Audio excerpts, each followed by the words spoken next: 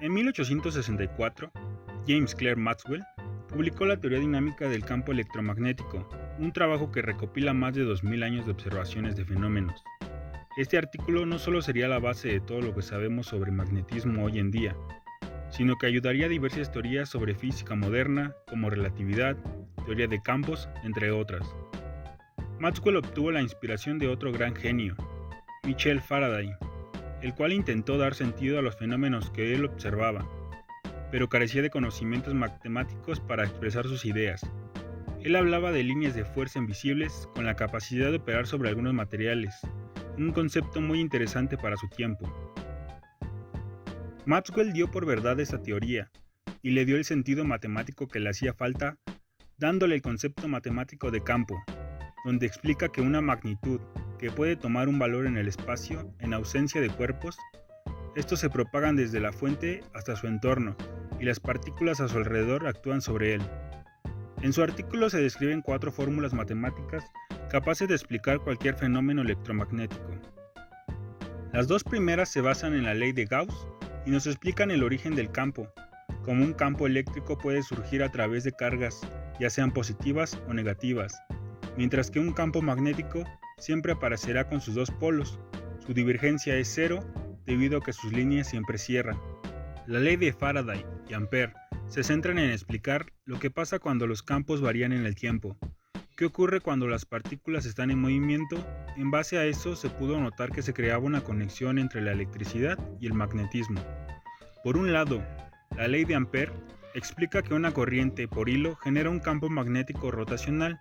Se explica cómo la modificación de los vectores de una trayectoria lineal a circular. Esta ley fue modificada y ahora incluye un nuevo término conocido como corriente de desplazamiento, importante para no violar el principio de continuidad, y gracias a este se crea una simetría que relajan las leyes del magnetismo con las leyes de la electricidad. Faraday observó que la variación de la corriente generaba un campo magnético y por lo tanto un campo magnético variable generaría una corriente eléctrica en una espira.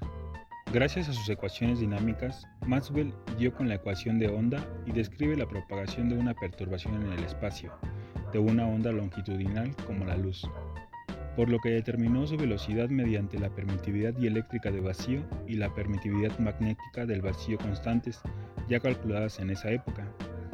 Su resultado fue muy parecido a la velocidad de la luz, y para evitar comparaciones dio la explicación de que no se podía evitar concluir que la luz consiste en ondulaciones transversales del mismo medio que generan los fenómenos eléctricos y magnéticos. Las ecuaciones de Maxwell tuvieron un gran impacto y permitieron la revolución de las comunicaciones y la transmisión de la energía eléctrica moderna. Las líneas de transmisión de alta tensión generan a su alrededor campos eléctricos y magnéticos variables de frecuencia extremadamente baja, 50 Hz en Europa, 60 Hz en América. Para una determinada tensión, la intensidad del campo eléctrico puede variar de una línea a otra dependiendo de las características que la conforman, el número de circuitos y su disposición geométrica. El campo magnético en una línea también cambia según la intensidad de corriente que circula en función de la demanda de potencia. Las medidas realizadas en la vertical del punto medio entre apoyos para una línea de mayor tensión de 400 kV proporciona valores de 3 a 10 kV metro para el campo eléctrico y 1 a 20 microteslas para el campo magnético. Estos valores decrecen con la distancia de la línea, de manera que en el rango de valores a 100 metros de distancia es de 0.02 a 0.15 kV metro para el campo eléctrico y de 0.02 a 0.30 microteslas para el campo magnético.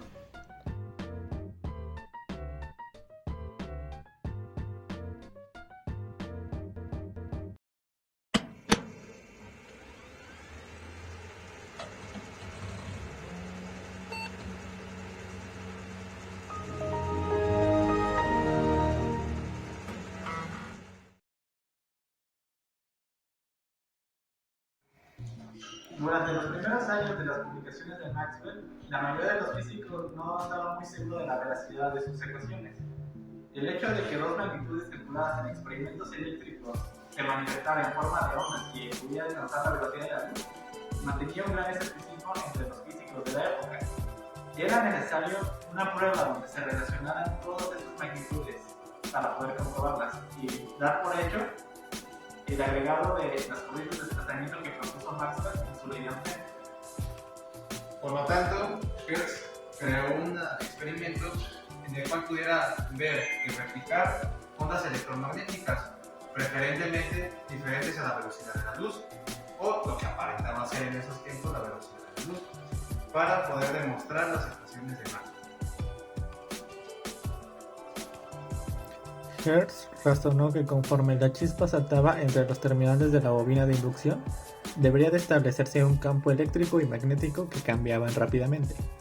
Si la teoría de Maxwell era cierta, entonces estos cambios se propagarían a través del espacio en forma de ondas electromagnéticas, que tendrían una frecuencia igual a la oscilación de la descarga. Cuando estas ondas electromagnéticas pasaban por el circuito abierto de alambre, actuaban de detector, establecían rápidamente campos eléctricos y magnéticos cambiantes en él.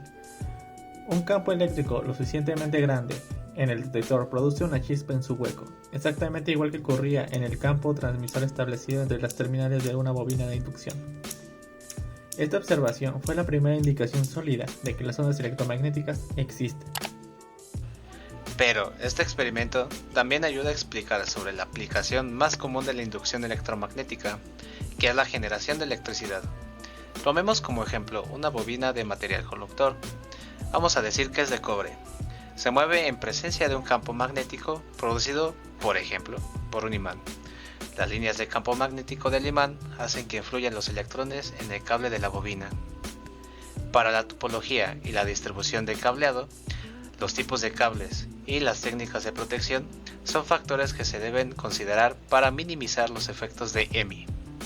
No olvidando que en altas frecuencias los cables funcionan como un sistema de transmisión de líneas cruzadas, reflejando energía y difundiéndola entre todos los circuitos. En este caso, el cable perturbador y el cable víctima se siguen por un campo magnético. El nivel de perturbación depende de la variación de corriente y de la inductancia de acoplamiento mutuo. Hertz, con este experimento, logró demostrar que la radiación electromagnética proveniente de su bobina de inducción tenía todas las propiedades conocidas de las ondas de luz. Podía reflejarse en superficies de sólidos, incluidos los conductores metálicos, y su ángulo de reflexión era igual a su ángulo de incidencia. Con estas demostraciones comprobadas, también dio pauta a las líneas de transmisión largas y cómo es que funcionan, debido a que esta bobina de inducción simula cómo es que actúan en estar en funcionamiento.